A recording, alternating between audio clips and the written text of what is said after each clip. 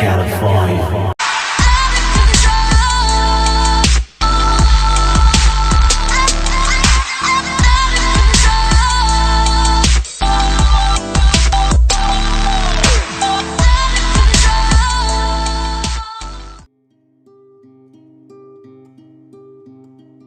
What's up, YouTube? This is Artisan MC, and today I'm reviewing Disney Gallery Star Wars The Mandalorian.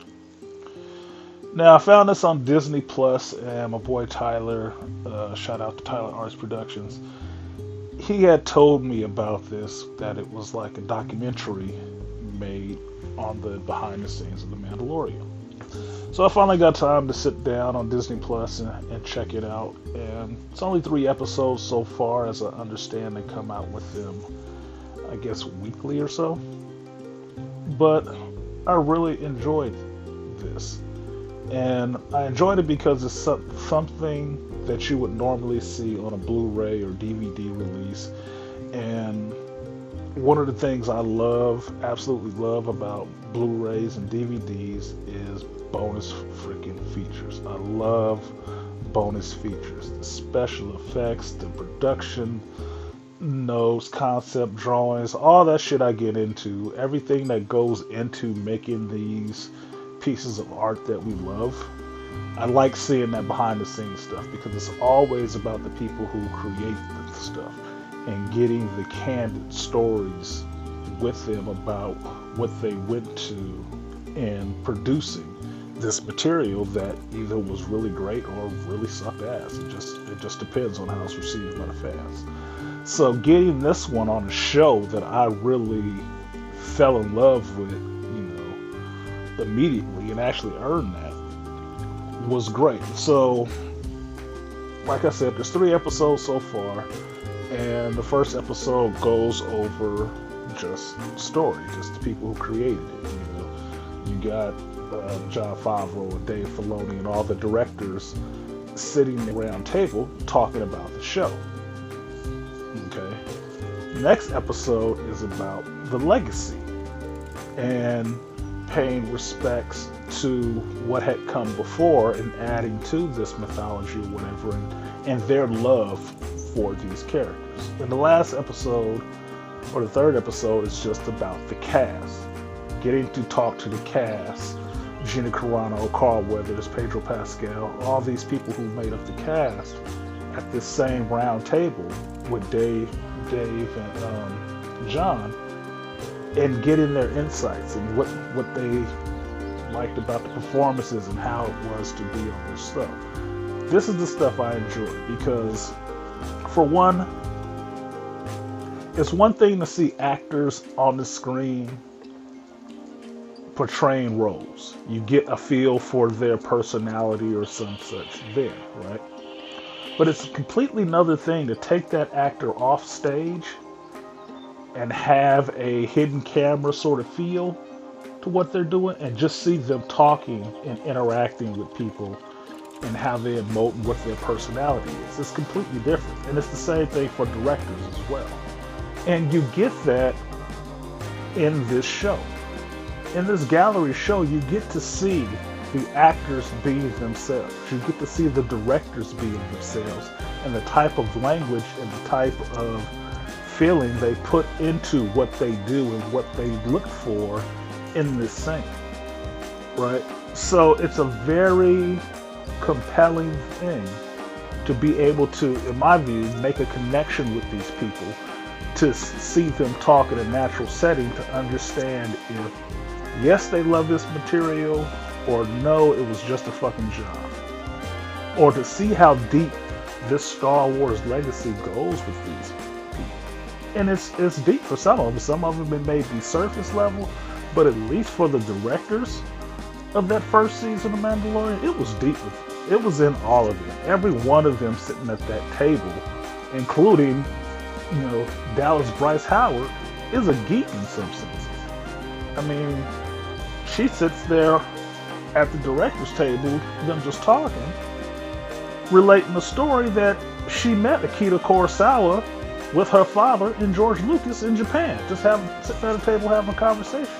She actually met this damn man. Now, having that been said, it stands to reason why her episode in The Mandalorian mirrored the Seventh Samurai, and why it was good, it had that emotional heart to it, because that is her character.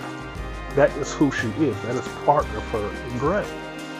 And it goes the same way with Taika Waititi. You can see him just sitting at the table and communicating, not as an actor, not as a director. He's just talking as a person, as who he is.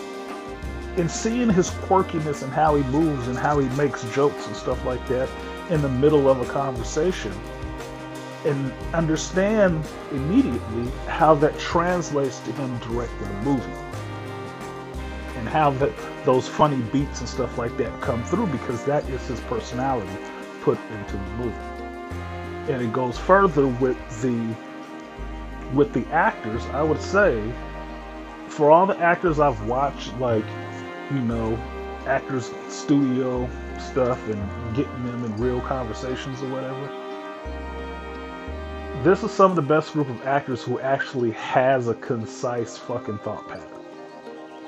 Now, there may not be, you know, super big name actors or anything like that, but you hear the intelligence coming through out of their mouths for what they do, what they understand they're doing in the scene, and their love for what they're doing. Even if it's just the craft that they are indulged in, they have a love for this stuff. And that's what comes across to me, and that's what I appreciate, because that's what I want out of Star Wars and Disney owning Star Wars. I wanted people who love this fucking material. I wanted people to love this material. Same way I love it, and the same way, you know, millions of fans around the world love this material. The people who work on it have to love it. And it goes back to my point why KK was so bad for this, because she is actually in this documentary. She's in it.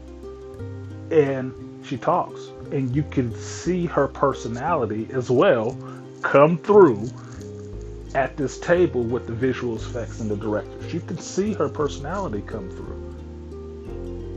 There's no love there for this material. There isn't. And you can watch her mannerisms psychologically.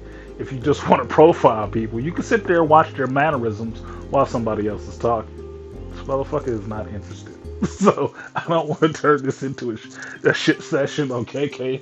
She's done enough, and anybody can go in on her at any time of the day and be completely justified. But I just wanted to say, if you have not seen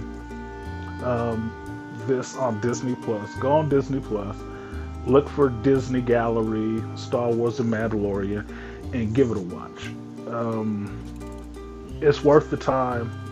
It goes pretty quick, but if you're a fan and a geek like myself, you'll get into it, and it'll be really interesting, and you can sink your teeth into it.